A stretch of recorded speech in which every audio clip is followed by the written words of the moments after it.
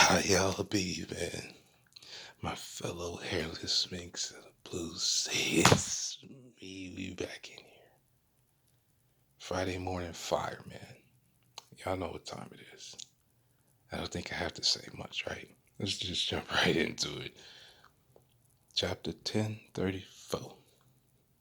The boy, El Principe. Shout out to the boy Rica, right? Sanji versus Queen.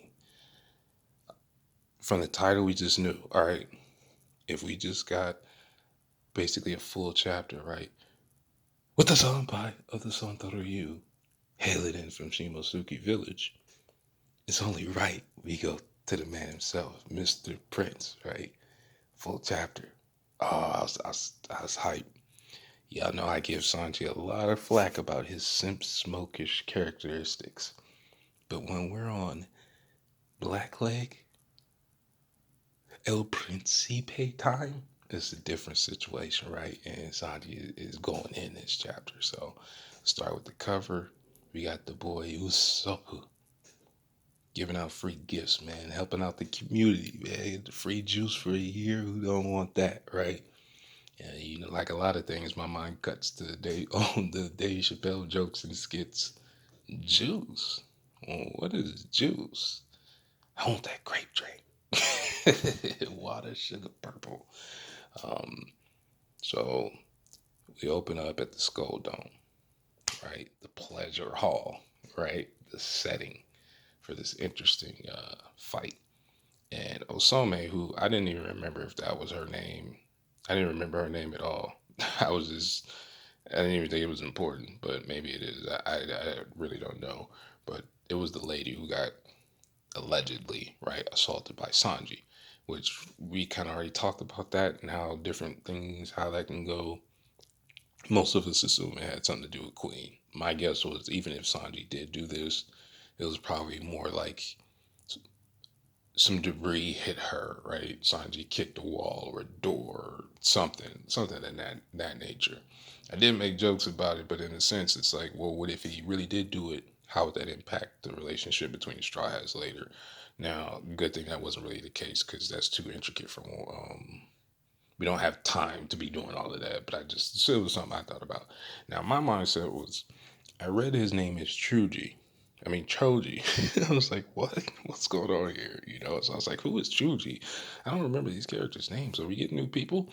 You know, and then you had the other people in the background basically telling her, hey, we got to get out of here. Don't worry about all of that. This fight, we got to do it. And the panel between that and what we see from Momo, there's you can't really tell, but I just assume it's the same character group, right? The people who are running from the Queen and Sanji fight talking about Wano's too dangerous. We might have to escape Wano as a whole. And I'm like, wait a minute. Y'all just now came to this conclusion. I know it's not obviously it's not that easy, right? Especially if you're a regular person. None of these people are fighters or anything. Um, so just leaving Wano is probably not that simple. But just the fact that y'all just now thinking about this is interesting to me. I thought it was funny. Like, y'all just figured that out. Um, we get Momo, and he's come to the conclusion that possibly he won't be able to stop Onigashima as a whole. Now that is crazy if you think about what I'm about to say next, right?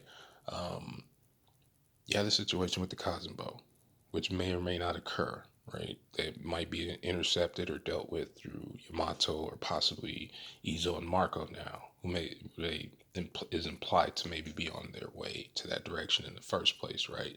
Because of the yokai statement thing. So maybe, right? Maybe they stop the explosion because Momo says, okay, if I can't stop Onigashima, I can at least probably hold it here. And that part made me think about his pops, right? The Hour Legend. And that might be where we're going, where, you know, the 5 minutes clock, that was just the situation of Onigashima collapsing into the flower capital. And we already see debris has been falling from Onigashima. It just hasn't hit anybody yet for whatever reason, right? Nobody's gotten hurt so far in the fire festival below. And we knew at some point Onigashima and the fire festival would have the same panel going on. You know, the symbolism that that it's been implied throughout Wano, right? Where we cut to the fire festival like with Hitetsu no Toko. talking about Yasue and celebration of the dead, sacrifice and things of that nature.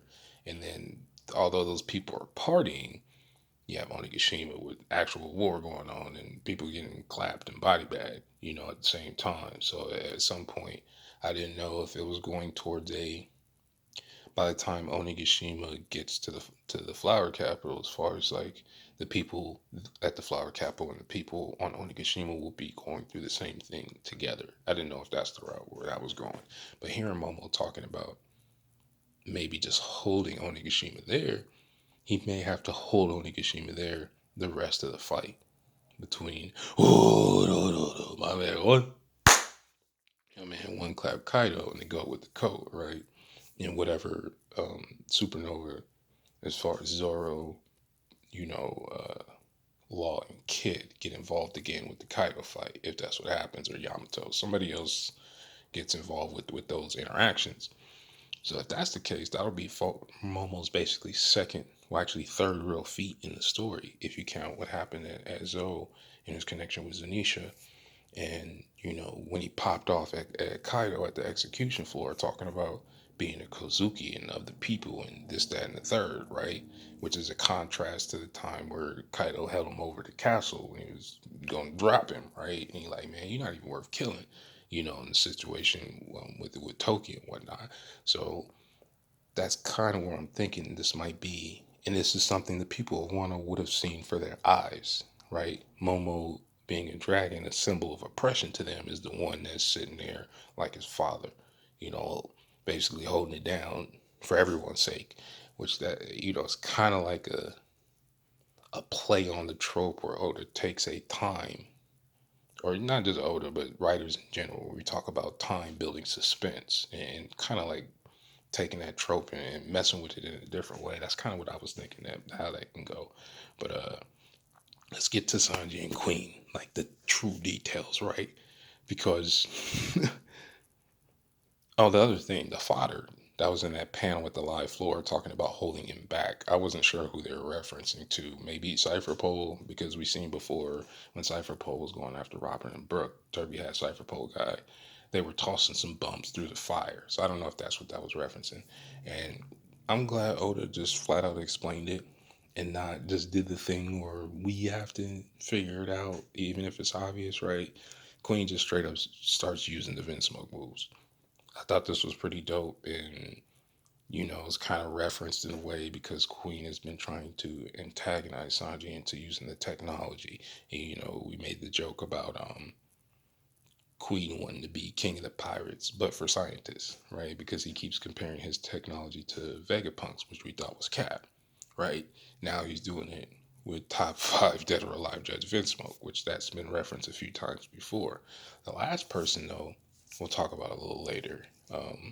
Actually, we'll talk about it now. Is Gangster Gastino, and I'm going to bring him up because I think it might tie into this fight what we see next. Because there's one or two things about what Queen was doing you can think of what he hasn't done yet, and it just ties in a few things.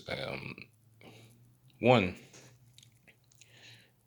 when Queen used sparking, right? We tie him back to Whole Cake Island, right? Okay, we seen the Henry Needle when Sanji got knee in the back, right? When he got jumped by the brothers, right? Because they beat up their maid, right? The lady who brought the food, and you already know how Sanji is about food, so they broke both the rules that Sanji don't play about during that, and that's the callback in this chapter to those situations, right? We seen that. We also seen Yonji, the winch move from Yonji. we seen all the Ichiji, Niji, and Yoji's abilities used, but we didn't see Beiju's. And I'm bringing Beiju up only because Queen basically says, I dug up everything there is to know about the vent smoke, or the Germa, as far as their science is concerned and technology. But what about Beiju and her ability to deal with poisons? And Queen is called Queen the Plague. Now, we already got the ice virus situation, but there was no way he wasn't doing what he's doing now, right? During the ice fire situation, he wasn't comparing himself to Gangster Gastino in his ability to create toxic substances, right? Like Smiley and things of that nature, and developing SAD, which I'm sure Queen had to be aware of, right? Considering that they also they were the main purchasers of Caesar's product, so to speak, right? Given that they run all the Zoans and Smile Fruits, and this has been going on for quite some time. So it's not like, even without Queen working directly with Gangster Agostino, he had to be aware of his work. Kind of like what I talked about with um, Shimotsuki Kozuburo, where if even if he isn't aware, or he himself didn't have anything to do with Yoru, the odds of him not being aware of Yoru's existence is probably slim to none. Because when you're a master of your field, even if you don't know about other people directly, you're aware of their work because they're your competitors in a sense. And we've seen that with Queen doing that with Dr. Vegapunk and Judge Vinsmoke. So why wouldn't it happen with Gangster Agostino? Because he's reminded of his work every time he sees a Smile Fruit user. Part of that is because of Gangster Agostino. So I know because he mentioned him, he has to view him on that level, scientifically speaking. That part I think is going to come into play if he's going to lose this fight. Because what he could do, and we talked about this, is Queen seems like one of these characters like a cell, right? Where I'll blow myself up if I can't win. But if you think about Beiju's ability, if he's some kind of poison bomb, he himself could probably find a way to recover from that, and everybody else will die. One of those situations. And it would make sense because we really don't know why he's called the Plague. That hasn't really tied into his name. Again, the Ice Fire situation had more to do with Hirogoro and Chopper and, the situation with Apu, X-Drake, and Zoro. It was other characters involved. The other things having to do with Vegapunk and Queen are singular. They just relate to Sanji, right? And then we see again with Top 5 Dead or Alive, that only relates to Sanji, or one other character. So I think that might be coming with as far as what Queen might do later. Because if he uses the invisibility and everything else, right? He hasn't used fire yet, but that might not matter against Sanji anyway, because I doubt he would be able to create fire that's hotter than what Sanji could do. So maybe it would be pointless for him. I just like the little interactions. We know Sanji is stronger than metal now, the exoskeleton. We've seen it once referenced when Queen's sword shattered on him. And then the fact that only Sanji was strong enough, like I mentioned, Yanji couldn't fix his own face with his strength. So his exoskeleton, in a sense, is stronger than what he is. And Sanji is different. Sanji was able to fix his own face with his bare hands. So it kind of shows you that there actually is a difference between the Vinsmoke children when it comes to Sanji and how his abilities are seeming to function. And the reference, well, I won't say reference, but like the idea I had, because Sanji represents the color black, and we know black kind of has this, scientifically speaking, is an absorption of all colors or a combination of all colors. However you want to word that. We won't get into the specifics, but however you want to word that. So him using other Vinsmoke or having access to their abilities made sense to me. I just didn't think Queen was going to be doing that fully. I thought he just made up his own stuff that he wanted to compare, like my science is better than yours. Like doing a better version of something somebody else did doesn't really mean you're better than them, But in Queen's mind, that part doesn't probably matter at all. But I don't know. Maybe I'm looking too deep into that. But again, bringing up female. Have you noticed that we didn't see any female clones back at Whole Cake Island? No, part of that could just be genetically or anatomically speaking, men are just built for things that women aren't and vice versa. So that might have been the reason. But if they're trying to break the barrier between human and science, why wouldn't you be cloning females, seeing as how they can already give birth to begin with? Now, I know the clones only take 5 years to grow, but it would just, with the way they've been playing around with science, I don't understand why you wouldn't clone a woman too. Just that capability to clone a human being that can also give birth, because we don't know if the clones can replicate in other means, like the natural means of reproduction. We're not really sure. It's not really addressed because it might not be important. But y'all know I talked about a few times, right, during Wano, that when the Vinsmoke left Whole Cake Island, did they take the clones with them, or did Big Mom still have access to that technology? So Queen bringing up that he also knows about all the Vince Smoke technology, that would also imply he would have to know about cloning. And what has he been doing anything with that? Because if you think about the cloning, the replication of Zoan fruits, right, through the smile and stuff like that, and with the progression of the technology in the series, every arc, I don't know if this is, Queen could get defeated, but Queen's works could still come into play in the story, right? As far as the technological part, because we still know we're gonna have to deal with the SSG and things of that nature. So if you have a Yonko on one side who's increasing their abilities technologically speaking through a character like Queen, and then you also have Big Mom doing the same thing, right? And then in our crew, I don't. Chopper's more of a doctor than a researcher, but he does research all this other stuff. But we also have Frankie and Usopp.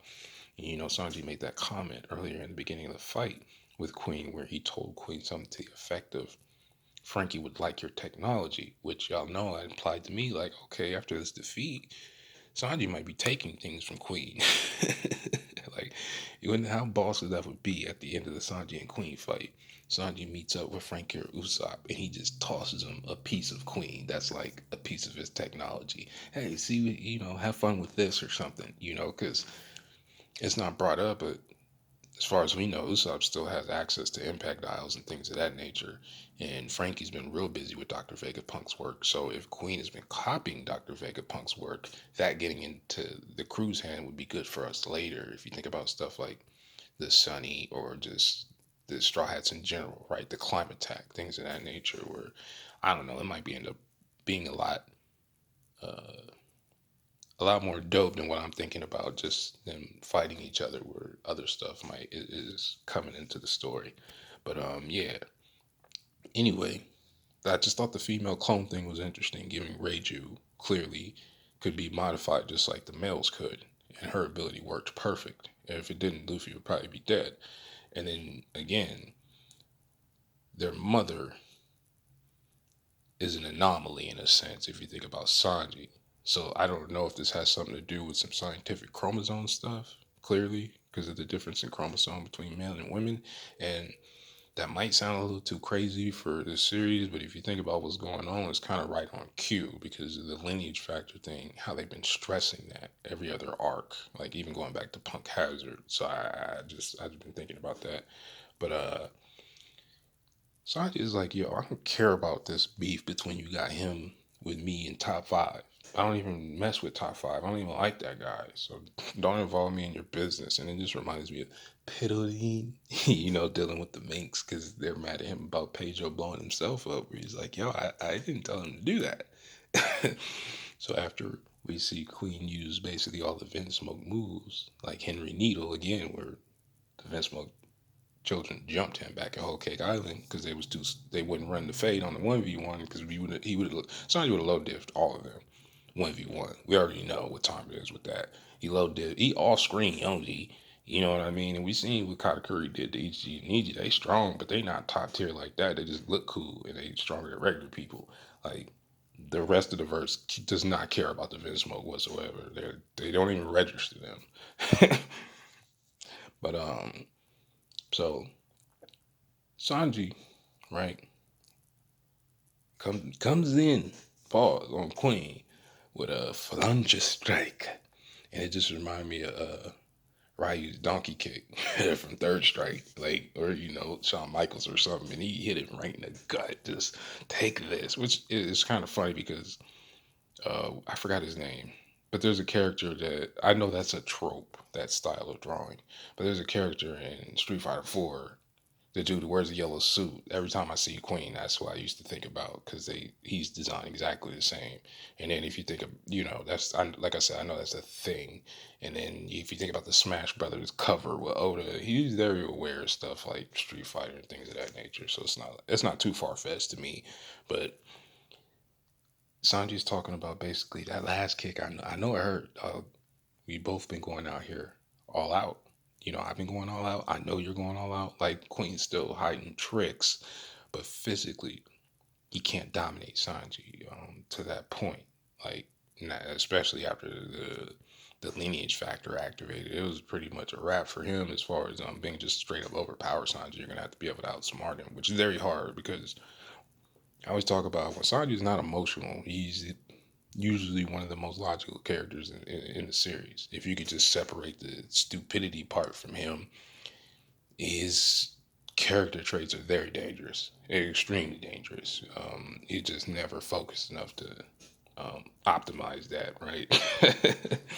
But Queen just grins, man, after Sanji's little cool guy statement. Oh, you thought that hurt me, huh? Okay.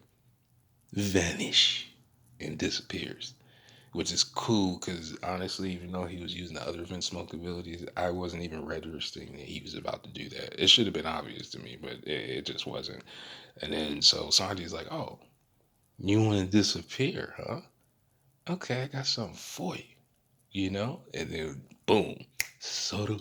That was so clean because y'all know I get hyped for cool guy moments. I don't even care what character it is. Like if you do it right, it's a cool guy moment. I'm all for it, man.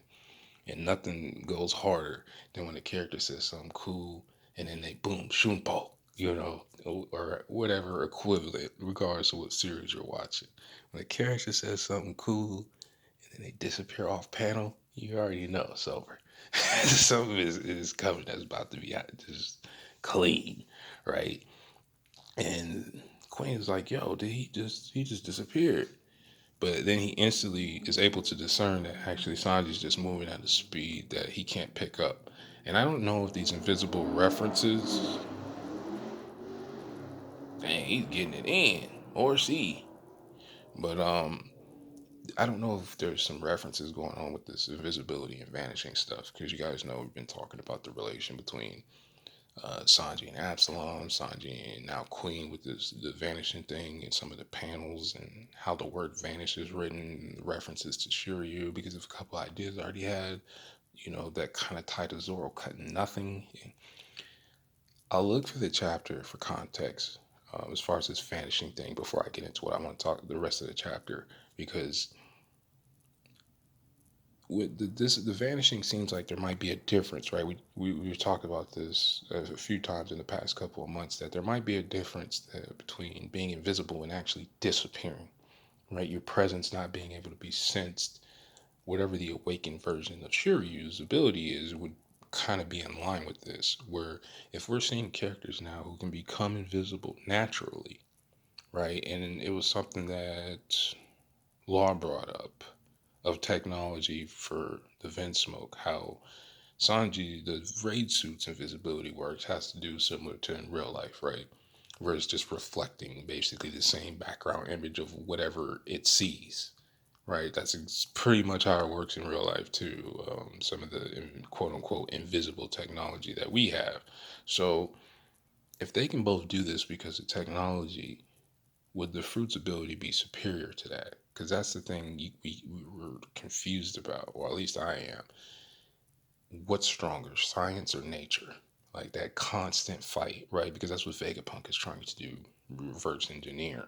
And you look at what Queen has done to his devil fruit, right? And what he's probably done to Sasaki, right? The whole helicopter situation. Like we see this constant balance between people trying to overcome nature through science, like that whole deal. So I just don't know because of what Sanji said after when he was like clashing with King and he brought up something about invisibility again. I'll have to look up the exact chapter for context, but I thought about that again. I hadn't thought about it in a couple of months, but he did make it sound like there was a difference between invisibility and complete presence being gone, right? Now in this case, we know he's just using Soru, and it's been referenced before. Sanji is fast enough to not be seen by the regular human eye, and even in this case, he's even faster if you think about a character with like Queen, where I'm sure he has observation. All of these characters have observation hockey on some level, but observation hockey does not let you bypass speed. We've seen that before.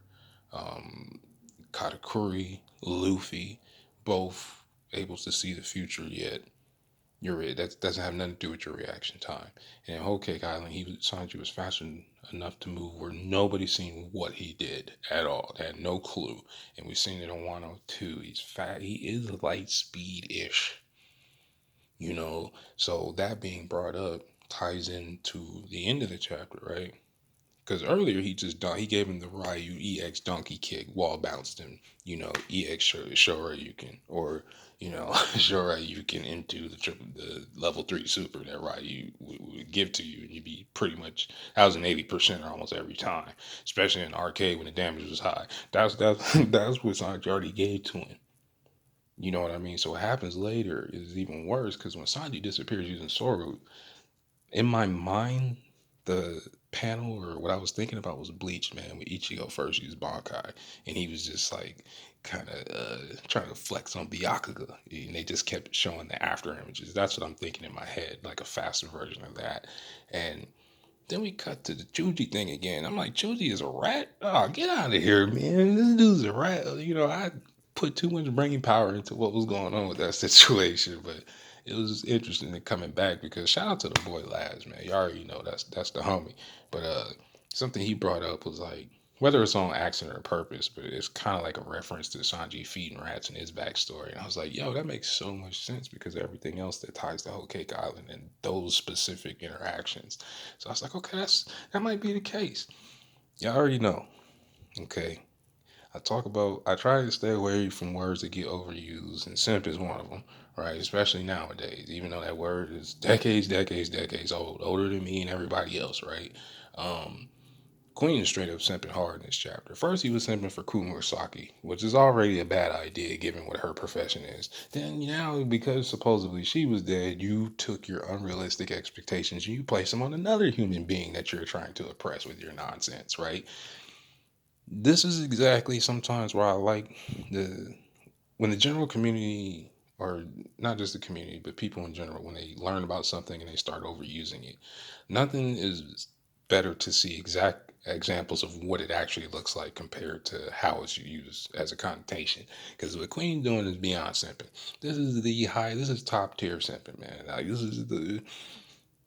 there's a fine line between simping and being a psychopath. All right, this woman already told you to leave me alone, man. Right?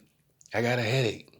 Listen, man, I've had an experience life, and I've read a lot of text messages of stuff that dudes say to women, and to me, it's funny because it reminds me of old sitcoms and in movies where the reference they would use when a woman doesn't want to talk to somebody is "I'm washing my hair that night." So that's kind of why Oda is probably about 10, 15 years older than me. So some of his references probably come from like how people used to talk. But that was definitely a common one.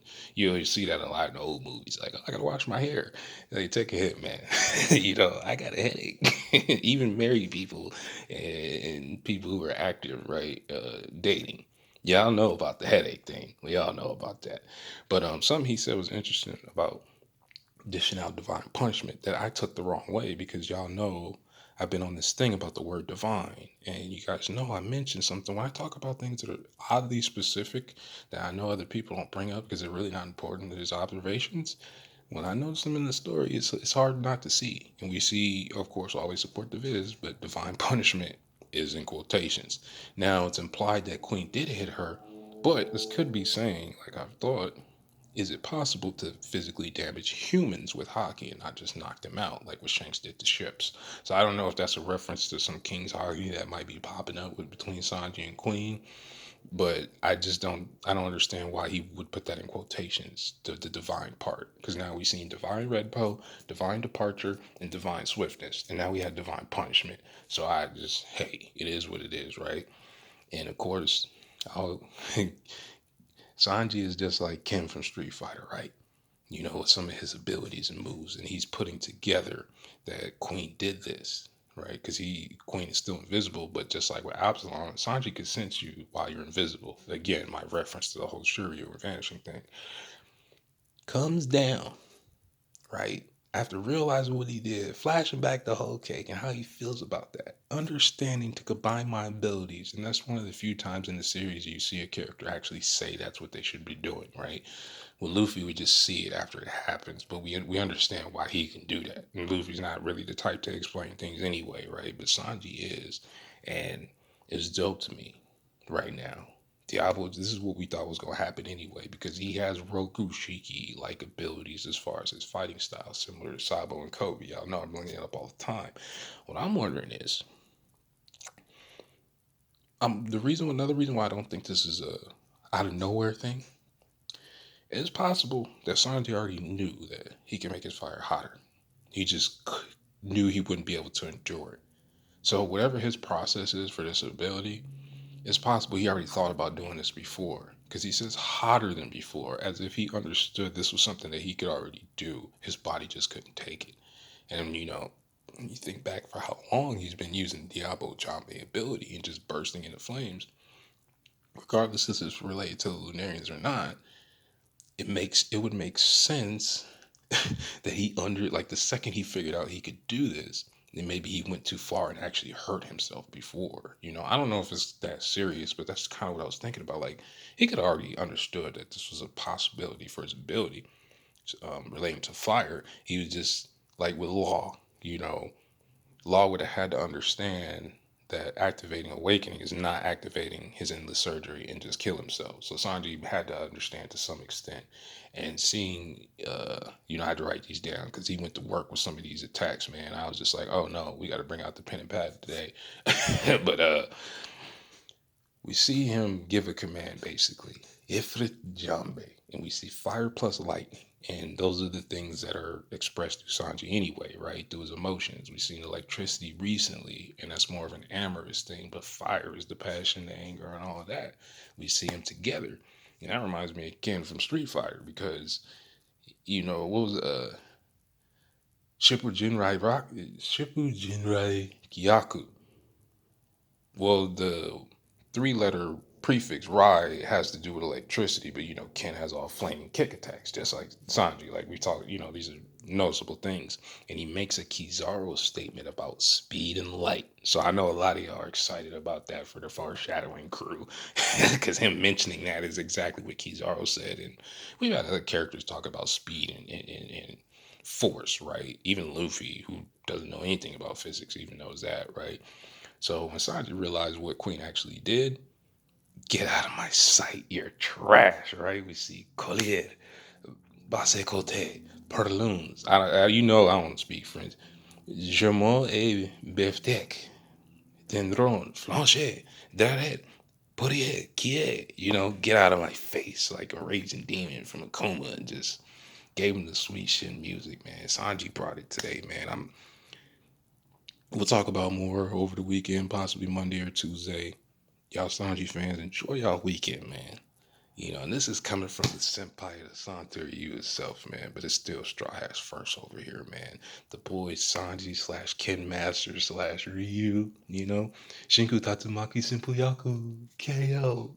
But Queen ain't done. He's a hybrid. We'll just see if Conquerors comes into play. Y'all be safe out there. Appreciate you stopping by. Come back in one piece.